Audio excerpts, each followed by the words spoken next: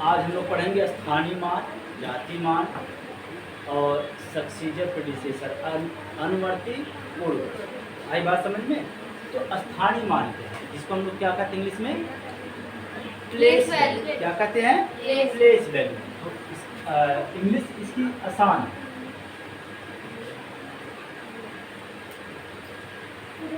अब देखिए, इसमें देखा जाए हिंदी की अगर परिभाषा देखी जाए कि स्थानीय मान क्या है, तो यहाँ पे स्थानीय का मान का मतलब होता है स्थान। क्या होता है बेटा? स्थान क्या होता है? स्थान। स्थान किसका ज्ञात कर रहे हैं? अंकों का। इसका ज्ञात कर रहे हैं? अंकों का स्थान ज्ञात कर रहे हैं। तो अंकों के स्थान में कहाँ पर कौन सा अंक बैठा है, यानी अंकों का स्थान प्लस मान। बात समझ में आ गई थी आप? यानी स्थान किस अंक कहाँ पे बैठा है। तो आप जानते हैं कि जब दो या दो से बड़ी संख्या होती है तो उसका कोई न कोई स्थान होता है। क्या होता है? एक संख्या का स्थान हमेशा इकाई होती है। क्या होती है? वंश होती है। तो जैसे हम लोग बात करते हैं इकाई, दहाई, सैकड़ा, हजार, 10,000, लाख। आई बात समझ में? 10 लाख। इसी तरह से अंक आपके होते चले जाए। करोड़, 10 करोड़, अरब, 10 अरब, ऐसे हम लोग पढ़े कि नहीं पढ़े बेटा? तो अगर हम देखते हैं कि सर यहाँ पे इसी तरह के कोई अंक होते हैं। अगर कोई अंक इकाई पर बैठा है तो उसकी वैल्यू किसके बराबर होगी? 1 के गुणा, 1 के क्या होगी? गुणा होगी, गुना होगी। क्या होगी? ये नहीं कि हमेशा 1 होगी। क्या होगी? यानी उसकी वैल्यू 1 के मल्टीपल्स के बराबर होगी। देखिए दूसरा इकाई अगर बैठा है 10 पे, क्या बैठा है? यानी दहाई पर बैठा है तो उसमें 10 का गुणा कर देंगे, उसका मान आ जाएगा। क्या कौन सा मान? स्थानीय। अगर कोई सैकड़े पे बैठा है तो उसको किसके बराबर है? 100 गुने के बराबर है। 1000 पे बैठा तो किसके बराबर है? 1000 गुने के बराबर है। कोई 10,000 पे बैठा तो किसके बराबर है? 10,000 गुने के बराबर। बात समझने की कोशिश करिएगा, 10,000 गुने के बराबर है। कोई लाख पे बैठा है तो वह 1 लाख गुने के बराबर है। कोई 10 लाख पर बैठा है तो वह 10 लाख गुने।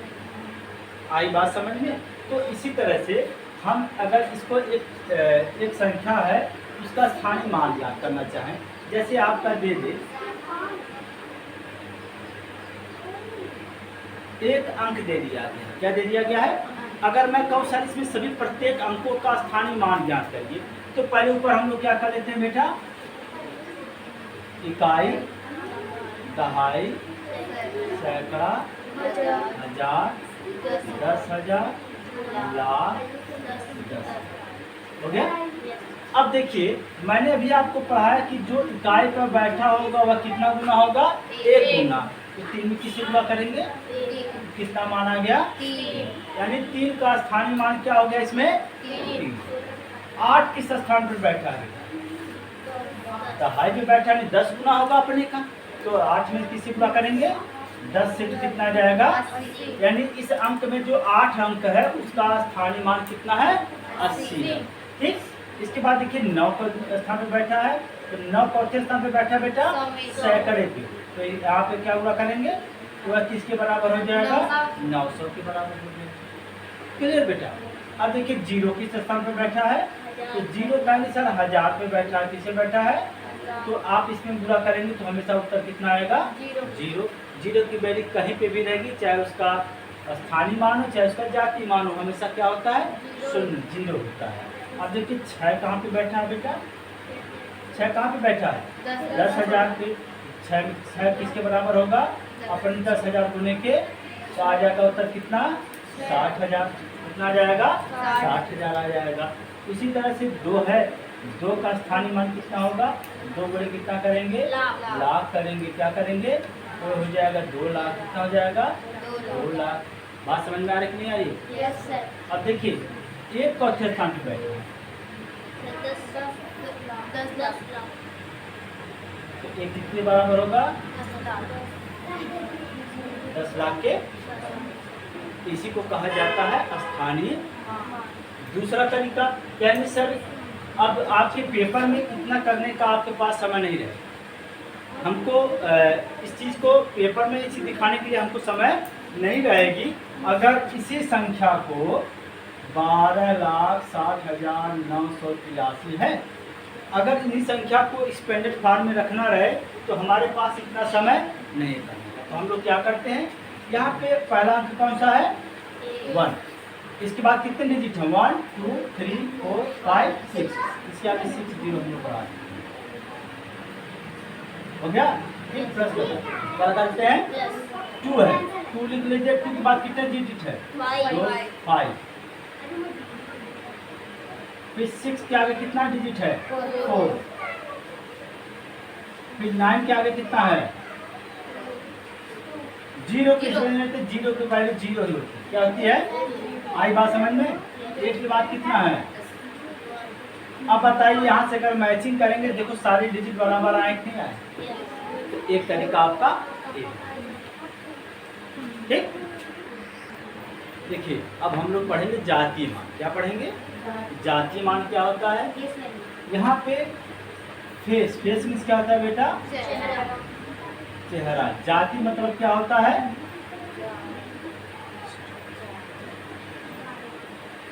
जात जानते हैं, जाति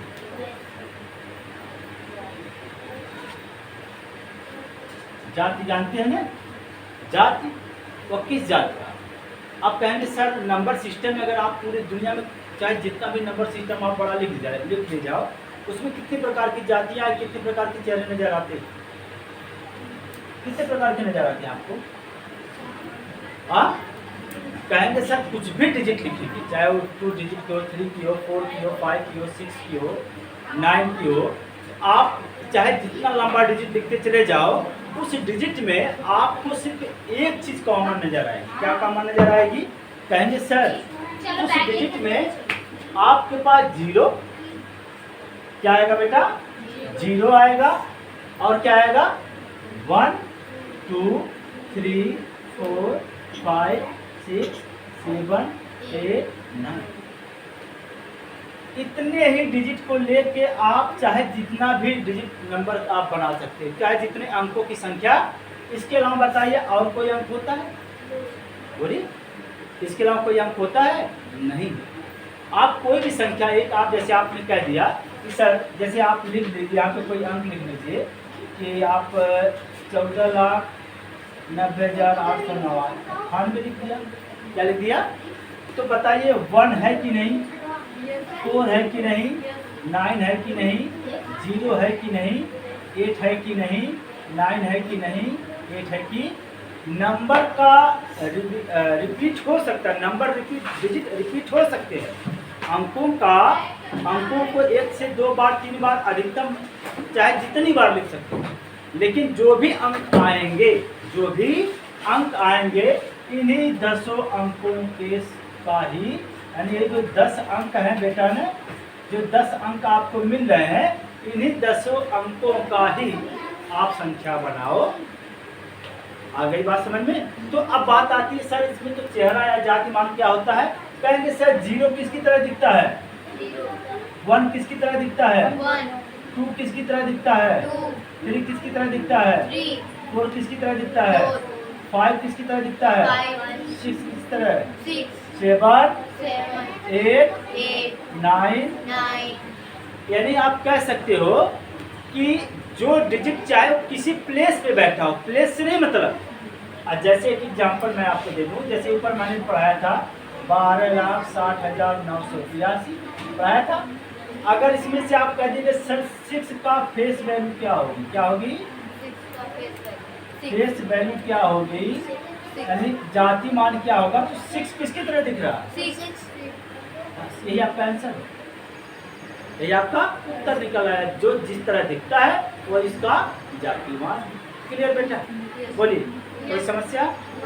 ठीक, देखिए अब पढ़ेंगे हम लोग पूर्ववर्ती। इसके बारे में पढ़ेंगे पूर्ववर्ती क्या है। पूर्व मतलब क्या होता है, पहले। पूर्व क्या होता है, पहले, पहले की संख्या। यानी पूर्ववर्ती का मतलब क्या होता है? ऐसे याद कर लेंगे आप लोग, पहले की संख्या क्या हो जाएगी? यानी रिवर्स काउंटिंग होती है। क्या होती है? रिवर्स। और इसी को करने से पहले की संख्या का मतलब क्या होगा कि दी गई संख्या में से क्या लिखेंगे? दी गई संख्या से एक कम। क्या लिखेंगे? और एक कम का मतलब क्या होता है बेटा? ऋण एक। क्या होता है? वही आपका क्या हो जाएगा? जैसे आपने कहा सर इस संख्या का 13,975 का पूर्ववर्ती संख्या कौन सी होगी? तो 13,975 किस संख्या के बाद आया था? 13,974 के बाद। आई बात समझ में? तो मैंने क्या कहा? पहले की संख्या। फिर मैंने आपको क्या बताया कि दी गई संख्या से एक हमको जवाब देना, हमको उत्तर देना। एग्जाम में जब आएगा वो लिख देगा कि इस संख्या का पूर्ववर्ती संख्या निम्न में से कौन सी है। तो हमको अगर थोड़ा सा भी डाउट है तो इसी दी गई संख्या में से एक क्या करेंगे? 5 में से एक जाए 4। यहाँ पे कुछ नहीं, सारे नंबर आपस उतारेंगे कि नहीं उतारेंगे? बोलिए। तो 13,974 आ गया कि नहीं आ गया? बोलिए। कोई समस्या? इसी को अंग्रेजी में कहा जाता है प्रीडिसेसर। क्या कहा जाता है? या प्रीफिक्स भी कहा जाता है। क्या कहा जाता है? प्रीफिक्स भी कहा जाता है। अब देखिए बात आती है उत्तरवर्ती संख्या का। किसका आता है? उत्तरवर्ती संख्या का बात आती है। उत्तरवर्ती मतलब बाद की संख्या। इसका मतलब क्या होती है? बाद की संख्या। पहली चीज। दूसरी क्या है? दी गई संख्या। बेटा क्या कह रहे हैं हम? समझने की कोशिश करिए। दी गई संख्या से एक अधिक। क्या कहेंगे बेटा? एक यानी +1। यानी कोई संख्या दी गई है, उस संख्या का अगली संख्या ही हमारी क्या हो जाती है? उत्तरवर्ती या सफिक्स या सक्सीजर। बात समझ में आ रही? क्लियर आ रही है? क्लियर? अब कह रहा कि दी गई संख्या से एक अधिक कह लीजिए या अगली संख्या कह लीजिए। जैसे आपका एग्जाम्पल दिए थे 13,975 का उत्तरवर्ती संख्या कौन सी होगी? 4 ऑप्शन आपके प्रश्न में दिए रहेंगे। चारों ऑप्शनों में से एक आपका सही होगा। अगर आपका दिमाग नहीं काम कर रहा है तो उसमें हम लोग क्या कर देते हैं? एक जोड़। 5 1 7 9 3 1 आ गया 13,900। यानी हम जवाब दे सकते हैं कि 13,975 का उत्तरवर्ती या सफिक्स या सक्सीजर 13,976 संख्या होगी। तो उस चारों ऑप्शनों में से एक आपका ये उत्तर दिया रहेगा। इसी पर आप क्या मार देंगे? टिक मार देंगे। क्लियर? कोई समस्या नहीं ना? अब देखिए, अब बात आती है संख्याओं। अब बात आती है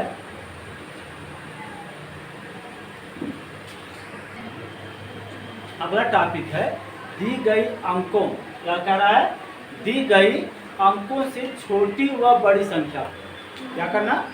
तो पहला टॉपिक, इसको बनाने के लिए कुछ आपको ध्यान देने योग्य बातें हैं। पहली चीज आप क्या ध्यान देंगे? पहली चीज क्या ध्यान देंगे बनाते समय कि अगर संख्या छोटी बनानी, क्या बनानी बेटा? छोटी। तो ये आपका ए पॉइंट है। जब संख्या छोटी बनानी हो तब हम लोग क्या करेंगे?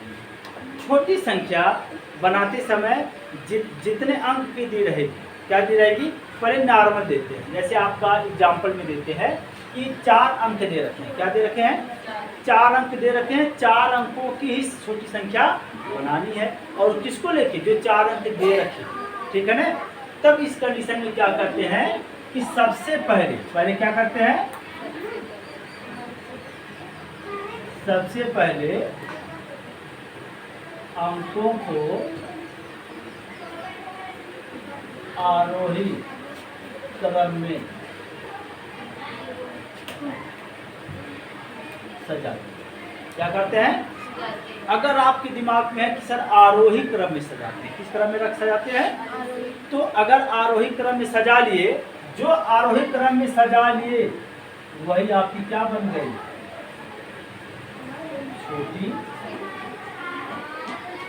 क्लियर हो गया, उत्तर हो गया आपका। लेकिन समस्या कहाँ पे आती है? जैसे मैंने कहा, चलिए ठीक है, 9 1 8 7, ये 4 अंक दिए गए आपके। इसी संख्या को लेकर आपको छोटी संख्या बनानी, क्या बनानी है? तो ये 4 अंक दे रखे हैं। कितने अंक दे रखे हैं बेटा? 9 1 8 और 7, इसी से 4 अंकों की, किसकी बेटा? 4 अंकों की छोटी संख्या बनानी है। 4 अंकों की छोटी संख्या बनानी है। तो एक चीज ये बताओ, मैंने क्या लिखवाया अभी? आरोही क्रम। तो इन संख्याओं को आरोही क्रम में सजा लीजिए। क्या कर लीजिए? आरोही क्रम का मतलब क्या होता है? छोटे से बड़े में। तो छोटी संख्या कौन सी है? 1, इसके बाद इसके बाद इसके बाद 9। ये जो मिल गई बेटा ना, इन अंकों से बढ़ने वाली सबसे छोटी संख्या है आपका उत्तर। आसान है नहीं आसान है? बोलिए। यानी जैसे इसको आपने आरोही क्रम में सजाया, वैसे ही ये हमारे क्या हो गए? इन्हीं चारों अंकों से बढ़ने वाली सबसे छोटी संख्या बन गई। समस्या कहाँ पे क्रिएट होती है? प्रॉब्लम कहाँ पे आती क्रिएट होता है? जब नंबर, इसी में दूसरा देखिए, एक पहला नंबर था ना, जब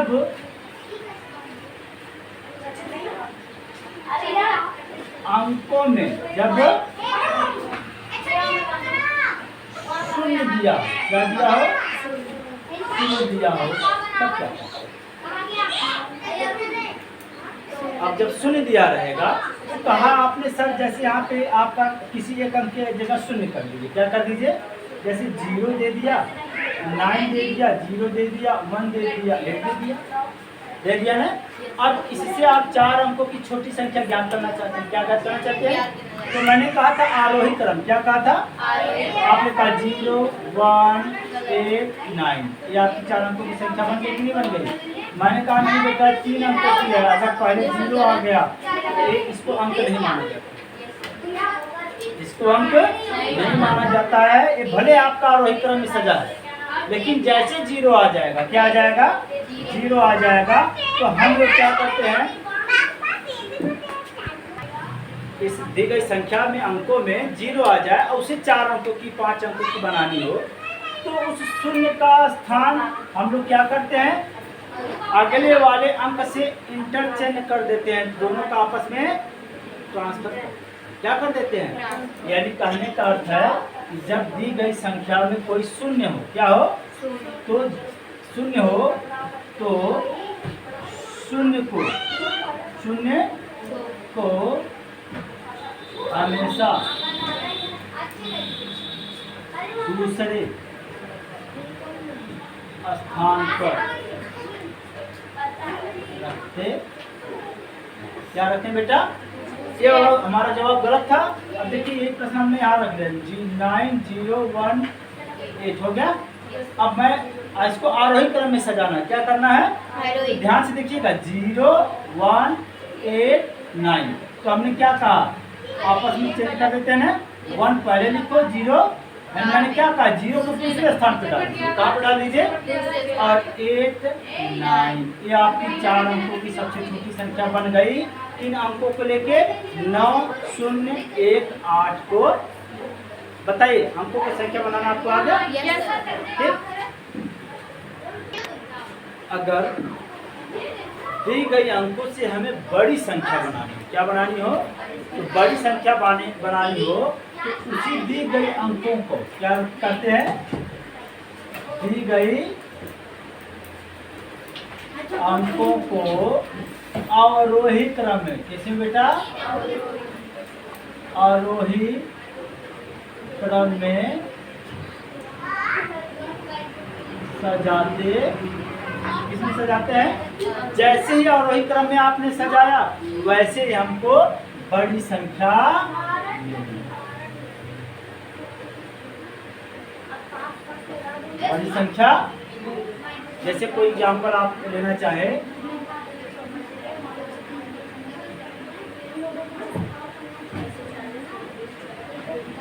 ठीक है? 1 2 3 4 5 6। इसे क्या बनाना है? 6 अंकों की। किसके बनाना है? 6 अंकों की बड़ी संख्या बनानी। कितनी बनानी है? तो मैंने कहा और वही घटते क्रम में। तो सबसे बड़ी संख्या इसमें कौन सी है? 9, इसके बाद 8, इसके बाद 7, इसके बाद 5, इसके बाद 1, इसके बाद 0। इन अंकों से बढ़ने वाली सबसे बड़ी संख्या यही। इसमें जीरो का कोई दिक्कत यहाँ पे नहीं। जैसे हम लोग छोटी संख्या बनाते थे ना, तो जीरो से इसमें कोई लेना देना, सिंपल सा। क्लियर? अब बात आती है इन्हीं दोनों संख्याओं को अगर दो तरीके से बनाया जाए कि सर अगर इसी को सम बनाने, क्या बनाना हो? किसी को बनाना हो विषम, क्या बनाना हो? विषम। अगर वो कह दे कि इन्हीं अंकों से लेकर सबसे बड़ी सम संख्या बनाइए या सबसे बड़ी विषम संख्या बनाइए, तो ये चीजें बताइए। सम संख्या का लास्ट में क्या होता है? 0, और 2, और 4, और 6, और 8, और विषम संख्या के अंतिम अंक क्या होता है? 1 3 5 7 9।